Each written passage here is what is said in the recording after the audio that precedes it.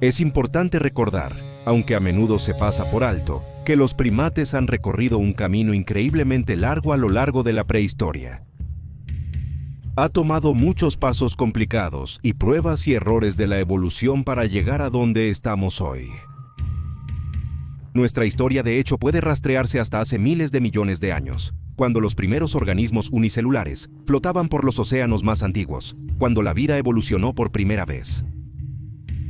Pero la historia de los primates, el grupo de mamíferos que nos incluye, comienza mucho después. Esta es esa historia, un recorrido que abarca 65 millones de años.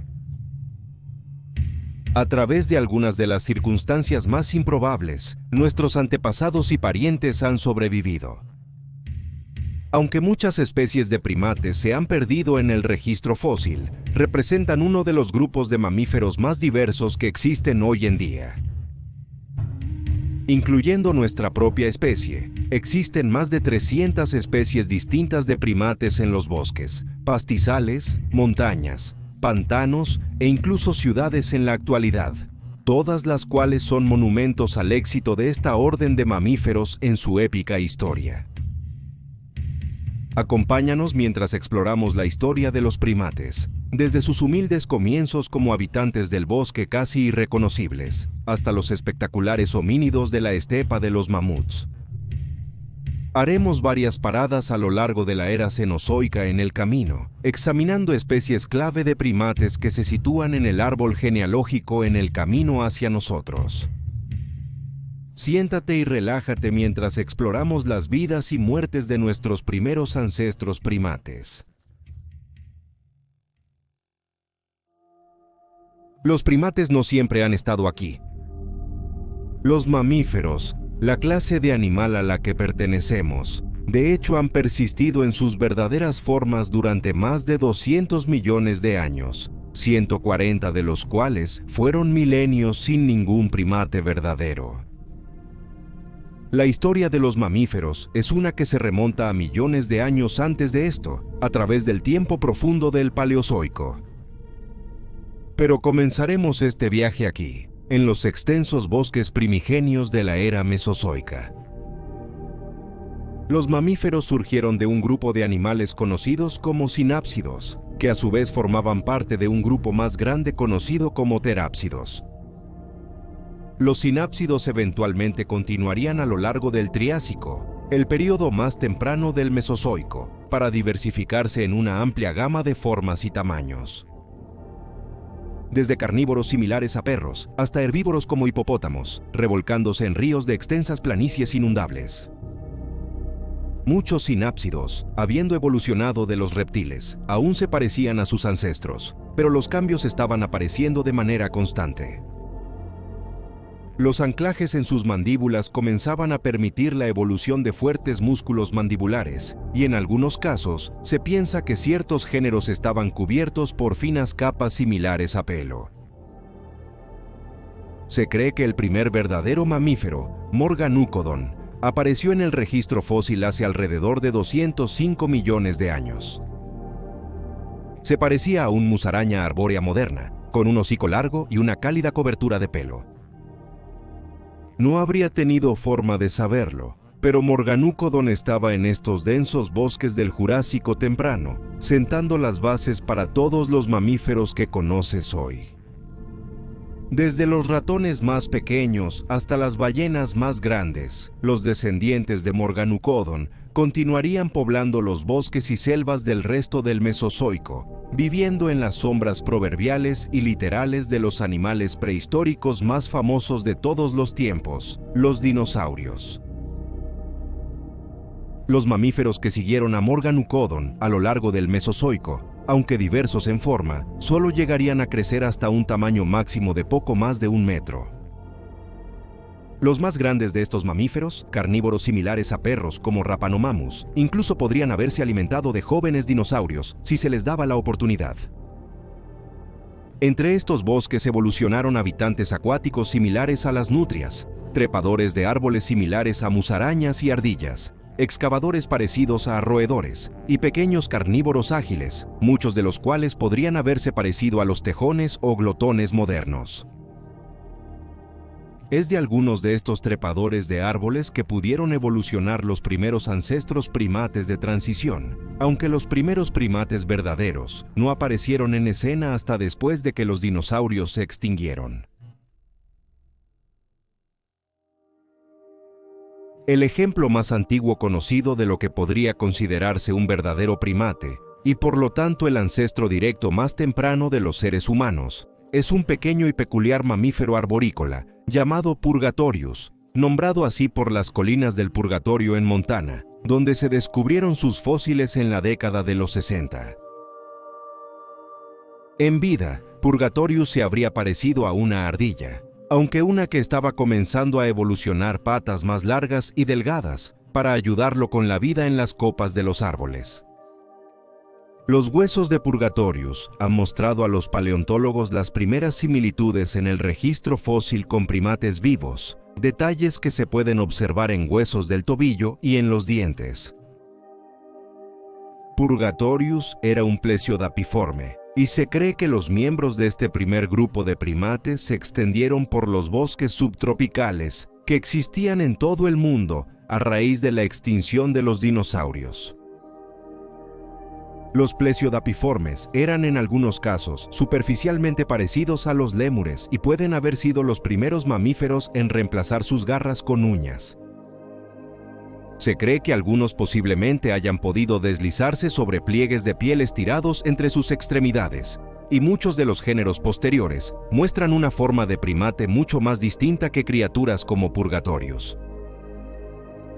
Los parientes vivos más cercanos a estos plesiodapiformes, aparte de los primates modernos, son los colugos, o lémures voladores, que se encuentran en las selvas tropicales del sudeste asiático. Entre los géneros de primates que existieron en estas primeras selvas tropicales del Paleoceno, estaba Plesiadapis, que existió tanto en América del Norte como en Europa poco después de que Purgatorius evolucionara, hace unos 58 millones de años. Es uno de los primates del Paleoceno temprano más conocidos, con casi todo el esqueleto conocido. Se cree que estas primeras especies de primates comenzaron a exhibir cerebros más grandes, en relación con sus tamaños corporales, que otras especies de mamíferos con las que compartían sus cálidos hogares forestales. En otras partes del mundo, los mamíferos se ramificaban en formas extrañas y nuevas, como los pantodontos, un grupo de herbívoros voluminosos, y los creodontos, un grupo de carnívoros parecidos a perros. En este mundo, nuestros antepasados aún eran pequeños, aún por evolucionar con las capacidades para burlar a un depredador o luchar. Y como resultado, muchos de nuestros predecesores primates habrían caído víctimas de nuevas amenazas como los carnívoros mamíferos, los cocodrilianos y las primeras aves de presa.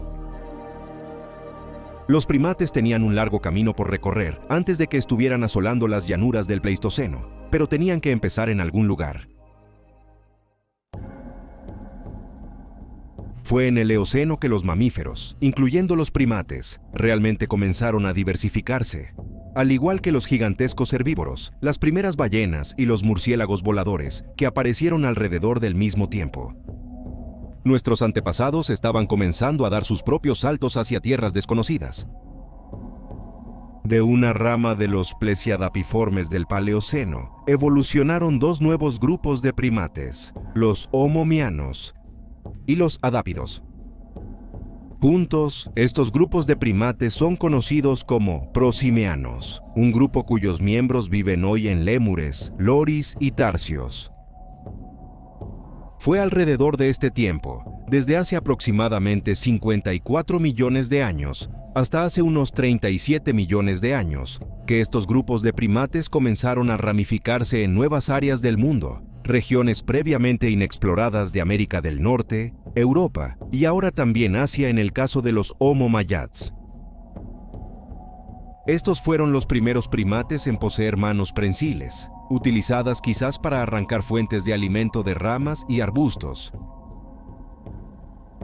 A lo largo del curso del Eoceno, ambos grupos continuarían creando una abundancia de diferentes grupos descendientes, algunos de los cuales tendrían éxito, y se convertirían en los lémures que conocemos hoy, mientras que algunos llegarían hasta la época del Mioceno, antes de finalmente extinguirse. Los primeros dígitos oponibles también se conocen de animales de esta época. Se cree que Cantius, un adapí de América del Norte y Europa, fue el primer animal en evolucionar con un dígito oponible, en este caso un dedo en sus extremidades traseras. Esto posiblemente indica que Cantius pudo haber sido uno de nuestros primeros antepasados, y no solo de los lémures y loris de la actualidad. Este dispositivo biológico básico pasaría a formar la base de nuestros propios pulgares, que usas para poder presionar play en este video, de alguna manera, forma o modo. Los Homo mayats, por otro lado, solo lograron expandir sus linajes a lo largo del Cenozoico temprano. Los cambios en el clima forzaron a los descendientes de estos primeros primates a competir directamente con los monos y luego con los simios. Estos últimos estaban finalmente mejor adaptados al estilo de vida que los descendientes de Homo maya estaban inicialmente diseñados para explotar. Casi todos los descendientes de este grupo, que alguna vez fue común, habían desaparecido para el final de la época del Oligoceno. El siguiente capítulo en la historia de nuestros antepasados.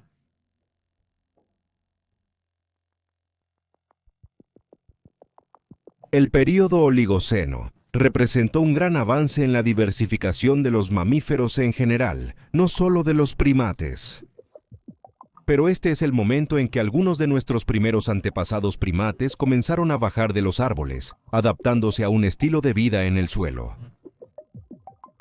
Alrededor de este tiempo, comenzaron a aparecer los primeros monos verdaderos, y una de las ubicaciones más importantes para los paleontólogos que los estudian es Egipto, específicamente la región de Fayum del desierto occidental del país.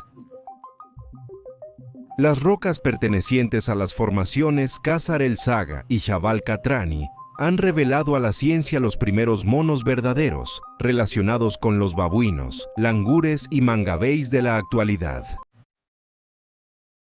Solo de la región de Fayum, en las diversas formaciones rocosas, existían tipos como Epidium, Catopithecus, Parapithecus, Oligopithecus y Proteopithecus, solo por nombrar algunos, y muchos de estos restos están muy bien conservados de hecho. El antepasado más antiguo conocido de todos los monos y simios modernos conocidos por la ciencia es Aegyptopithecus, un animal que habría parecido una versión primitiva de los monos arborícolas de África y Asia. Con aproximadamente 90 centímetros de longitud desde la nariz hasta la cola, este mono vivió desde hace unos 38 millones de años, hasta hace unos 29 millones de años, y se pensaba que se movía en 4 patas a través de los árboles, utilizando manos y pies prensiles para agarrar fuertemente las ramas, algo que se ha determinado a través de extensos estudios sobre sus manos, extremidades y músculos. Habría habitado en bosques tropicales, que estacionalmente eran azotados por lluvias torrenciales, donde se alimentaba de frutas y nueces en las copas de los árboles. Característico de las primeras épocas del Cenozoico fue la persistencia de bosques tropicales o subtropicales en todo el mundo, muy distinto a cómo se habría visto el mundo en el Pleistoceno y las etapas más recientes de la era. A través de estudios sobre el Egyptopithecus y sus parientes contemporáneos, los científicos han podido determinar que los monos se estaban volviendo cada vez más cómodos, caminando sobre 4 patas a través de los árboles, en lugar de corretear o saltar por las ramas como sus antepasados prosimios. Con la aparición de adaptaciones en las manos y brazos de estos nuevos y exitosos primates, los monos se estaban volviendo más capaces de defenderse por sí mismos contra las numerosas amenazas que estaban evolucionando junto a ellos. Los creodontos de supervivencia tardía y los carnívoros de evolución temprana aparecían en el registro fósil al mismo tiempo que comenzaban a evolucionar los monos, los últimos de los cuales representarían amenazas constantes para nuestros antepasados hasta años recientes. Fue en el Oligoceno, de hecho, que los primates encontraron su camino de regreso a las Américas. habiendo desaparecido en América del Norte debido a cambios climáticos hace alrededor de 26 millones de años, y nunca habiendo evolucionado en América del Sur, había un nicho ecológico vacante entre los frugívoros e insectívoros arbóreos que un animal como un mono podría explotar. El hecho de que los monos pudieran sobrevivir en América del Sur es una de las mayores historias de éxito de la evolución. Hoy en día, los monos son diversos y están ampliamente distribuidos por todo el continente. Pero la historia de cómo llegaron allí es quizás aún más asombrosa. Hace 30 millones de años, justo cuando los últimos géneros de primates de América del Norte comenzaban a extinguirse, Sudamérica, un continente completamente desconectado de África, donde los monos ya habían evolucionado, vio por primera vez monos. ¿Cómo ocurrió esto? A través del Océano Atlántico, en la costa oeste de África, algún tiempo antes de que llegaran a Sudamérica, una comunidad de monos se había reunido en la costa, quizás para buscar comida o nuevos territorios con acceso a diversos hábitats. Al escanear el paisaje en busca de comida, se toparon con un gran lote de vegetación arrastrado hasta la playa. Corriendo hacia allá, los monos se emocionaron al encontrar una abundancia de frutas colgando de las plantas que crecían de la masa de tierra y vegetación, y se metieron en ella. La masa era lo suficientemente grande como para sostener a todo el grupo durante varias semanas, y los monos estaban ansiosos por quedarse. Sin embargo, una tarde, una enorme tormenta azotó la costa occidental de África, desprendiendo gran parte de la vegetación del frente de la playa, en una masa flotante de plantas y tierra, con los monos a bordo. Los monos, asustados, se dieron cuenta rápidamente de que habían sido arrastrados mar adentro, con pocas esperanzas de nadar de regreso a tierra y llegar allí en una sola pieza.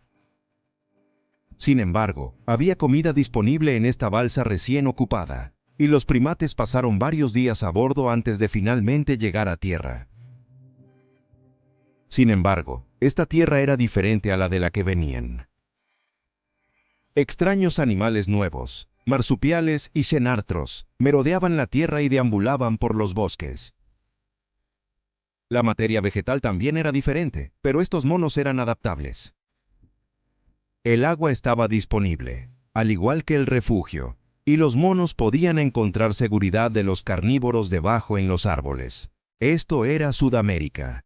Avance rápido 30 millones de años, y los antepasados de esta misma comunidad pueden verse en las formas de monos araña, balanceándose a través de los árboles con colas adaptadas, y pequeños tamarinos, corriendo a través del dosel del bosque en busca de frutas e insectos. Los monos prosperarían aquí, tan increíble como es esta historia, a través de nada más que azar y selección natural. Es completamente cierto. Este no es el único grupo de animales que se ramificaría de los monos africanos, sin embargo. Fue alrededor del Oligoceno tardío, cuando el grupo de primates que contiene nuestra propia especie aparecería. Los simios. Se cree que los primeros simios aparecieron en lo que ahora es Tanzania hace unos 25 millones de años. Se divergieron de los monos debido a cambios en su entorno, adaptándose a una vida de vivir tanto en el suelo como en los árboles, utilizando sus largos brazos para arrastrarse a través de las ramas. Sus rostros comenzarían a parecerse más a los humanos que a los de los primates anteriores en el registro fósil. Y perderían completamente sus colas. Ya no eran necesarios para el equilibrio de un animal, que eventualmente ya no necesitaría caminar sobre 4 patas a través de los árboles. Estos primeros simios continuarían formando las bases de lo que se necesitaba para que evolucionaran todos los grupos modernos de simios. Gorilas, chimpancés, bonobos, orangutanes, gibones y, por supuesto, humanos.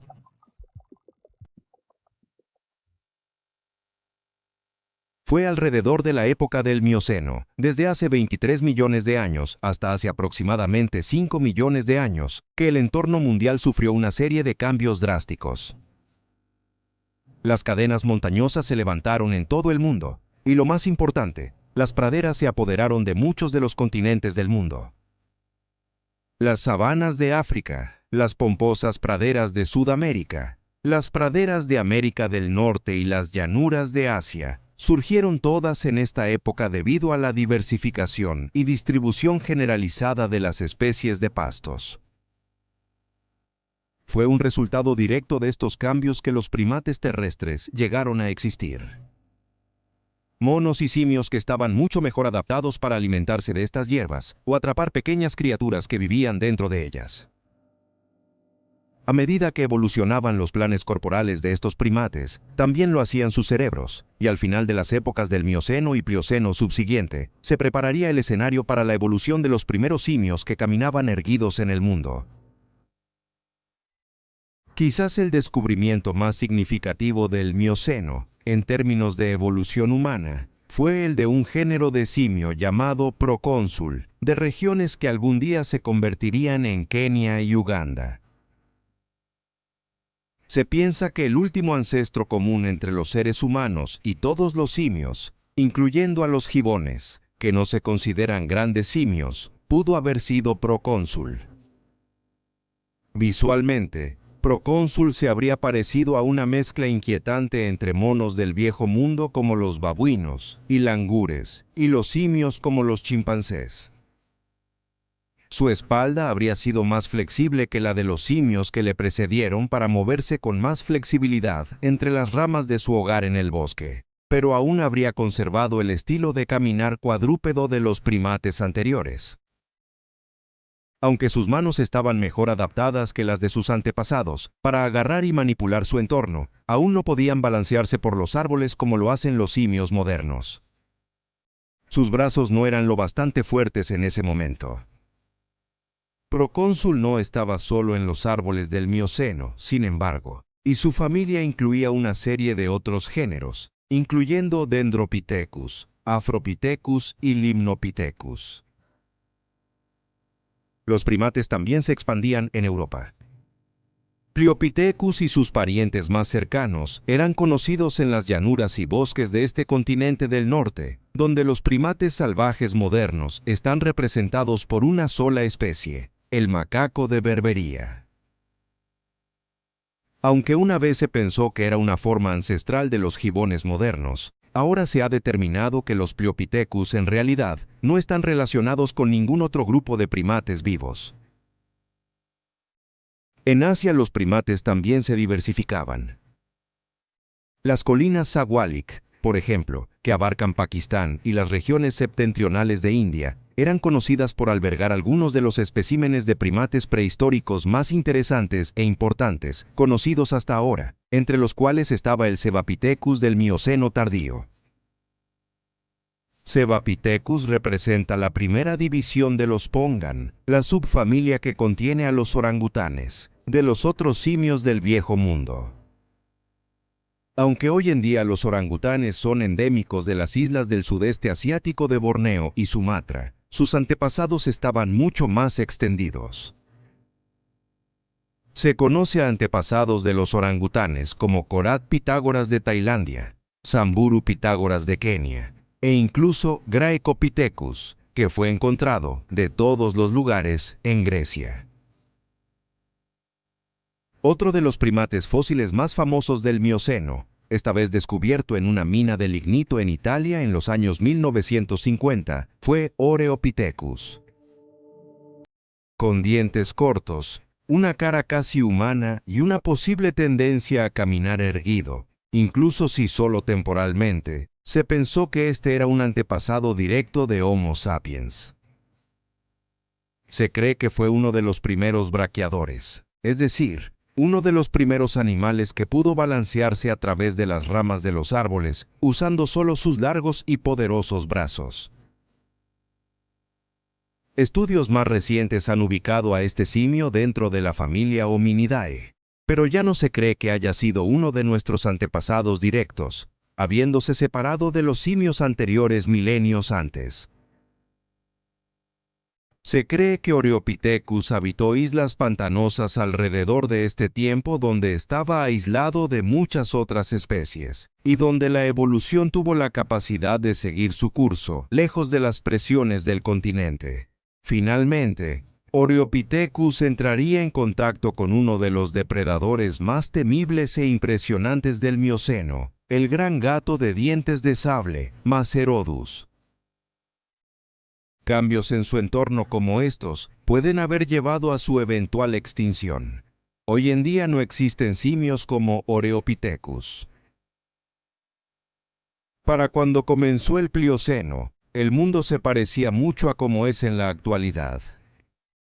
Las selvas tropicales eran comunes alrededor de los trópicos, alrededor de los cuales se situaban praderas y montañas, desiertos y matorrales, prácticamente en las mismas ubicaciones en las que los vemos hoy. Todos los hábitats principales del mundo se habían establecido, y por lo tanto, había un grado de familiaridad mucho mayor en la fauna de muchas áreas del planeta. Extrañamente, sin embargo, los primates de este periodo de tiempo no están bien documentados. Muchos simios y sus linajes no pueden rastrearse hasta el Pleistoceno, desde los aproximadamente 3 millones de años que abarcó el Plioceno, y los restos de monos están dispersos y fragmentados en el mejor de los casos. Los fósiles más conocidos y significativos en la línea humana del Plioceno son sin duda Ardipithecus, apareciendo en el registro fósil alrededor del Plioceno temprano, de sitios fósiles descubiertos en la región de Afar en Etiopía. Ardipithecus fue uno de los primeros Australopithecus, uno de nuestros antepasados directos. Aunque no era un experto en el hábito, Ardipithecus podía caminar erguido como tú y yo, incluso si solo por un breve tiempo. Su cerebro todavía era proporcionalmente mucho más pequeño que los homínidos posteriores que tuvieron éxito, y no tenía la capacidad cerebral para producir y usar herramientas de piedra. Dicho esto, no se descarta que Ardipithecus haya utilizado herramientas simples, como palos y ramitas, para sacar insectos de sus montículos, o rocas para romper nueces. Los brazos de Ardipithecus habrían sido sustancialmente más largos que los nuestros, y el animal todavía estaba bien adaptado a una vida en los árboles, un lugar al que a menudo tendría que retirarse para evitar a los peligrosos depredadores mamíferos que acechaban en las praderas y bosques en los que vivía. Fue a través de estos humildes comienzos que la humanidad pudo surgir. En la próxima época del Pleistoceno, el mundo conocería casi todas las demás especies de hombres prehistóricos, desde los Australopithecus hasta nosotros. Ahora, la época del Pleistoceno ha sido cubierta en gran detalle en este canal antes, pero es de hecho el tramo de tiempo más importante para la evolución humana en toda esta historia. Aunque la historia humana se conoce en detalle a lo largo de este tiempo, puede sorprenderte saber que nuestro conocimiento de los primates no humanos del Pleistoceno es escaso y no se conoce bien en absoluto. Los únicos primates del Pleistoceno que no están directamente relacionados con nosotros provienen de especies más tardías en la época y solo de África y Asia, como Paracolibus, Dinopithecus y Rhinocolibus, por ejemplo. Quizás el primate no humano más famoso de todos, de los bosques de bambú del sudeste asiático, es Gigantopithecus, un pariente gigante del orangután moderno, y probablemente el primate más grande que jamás haya vivido. Este gigante vivía en grupos familiares junto a otras especies de primates, incluyendo otros homínidos, donde comía frutas en los densos bosques y matorrales de bambú. Incluso puede haberse extinguido como resultado de la caza excesiva por parte de Homo erectus, uno de nuestros antepasados más antiguos. El Pleistoceno es mejor conocido como el periodo de tiempo que terminaría con el surgimiento del hombre. Sin embargo, nuestros antepasados más tempranos en estos tiempos, los Australopithecus, estaban bien representados por el habitante bípedo de las praderas Australopithecus, que provenía del Valle del Rift en África. Estos simios no eran usuarios de herramientas de piedra, pero sus manos estaban bien adaptadas para manipular su entorno, con pulgares oponibles completamente desarrollados y brazos largos y poderosos. Al igual que Ardipithecus, Probablemente podían usar herramientas para sacar insectos de los montículos, pero también es probable que pudieran lanzar objetos para defenderse de grandes y feroces depredadores, como el gran felino Deinophilus. Las piedras y palos volando por el aire probablemente habrían sido suficientes para disuadir incluso al carnívoro más hambriento, que podría haber considerado atacar a un grupo de Australopithecus. Las cosas se vuelven mucho más confusas en el Pleistoceno medio, a menudo denominado el lío en el medio por los antropólogos y paleontólogos que estudian fósiles de esta época. Después del surgimiento de Homo habilis, un paso humano mucho más moderno en relación con los animales Australopithecus, más parecidos a los chimpancés. Los animales en el género Homo se habían adaptado casi completamente a una vida sin la necesidad de depender de los árboles para protección. Los brazos de seres como el Homo erectus se habían encogido en relación con el tamaño de sus cuerpos, hasta el punto de que ya no eran necesarios para balancearse a través de los árboles o trepar para seguridad. Esta es una característica evolutiva que coincidió con la llegada de la tecnología, específicamente las herramientas de piedra. Se sabe que todos los miembros del género Homo han utilizado herramientas de piedra de alguna manera, forma para defenderse contra los depredadores, cortar alimentos, iniciar fuego o incluso hacer arte. Los homínidos posteriores, desde Homo erectus en adelante, continuarían aprovechando el uso del fuego en sus estilos de vida y métodos de caza. Con el uso del fuego controlado, los primeros humanos pudieron cocinar de manera confiable diferentes tipos de alimentos, cazar animales de caza más grandes y defenderse contra los elementos durante el invierno. Hacia el final del Pleistoceno, Homo neanderthalensis y Homo denisova, conocidos respectivamente como los neandertales y denisovanos, aparecerían en la estepa de los mamuts.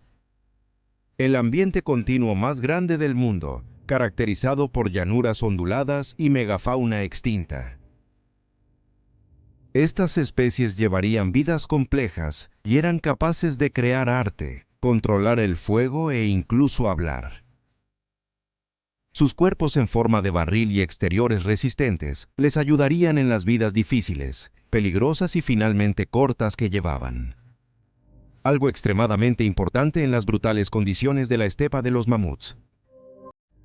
Pronto se les unirían los Homo sapiens, nosotros. Nos tomó millones y millones de años llegar hasta aquí, pero pronto, nuestra propia especie estaría corriendo por las tundras y llanuras de la estepa de los mamuts, persiguiendo ciervos gigantes, especies de bisontes extintas y mamuts lanudos. Migraríamos a las Américas, donde las primeras personas que pisaron el norte se encontrarían con enormes mastodontes y perezosos terrestres. Aquellos en el sur se encontrarían con armadillos del tamaño de coches, y el famoso gato de dientes de sable, Smilodon. Pronto, los Homo sapiens superaron en competencia a los neandertales, cruzándose con ellos hasta el punto en que esencialmente consumimos genéticamente su especie. Migraríamos a todos los continentes de la Tierra, desde las ardientes arenas del norte de África hasta los frígidos desiertos de la Antártida. Nuestras tecnologías se acumularían hasta el punto en que tenemos control total sobre nuestro entorno y las especies que viven en él. Y aquí es donde termina nuestra historia. Se deben ejercer mayores presiones sobre los gobiernos y las corporaciones para salvar especies como los simios, que corren el riesgo de desaparecer.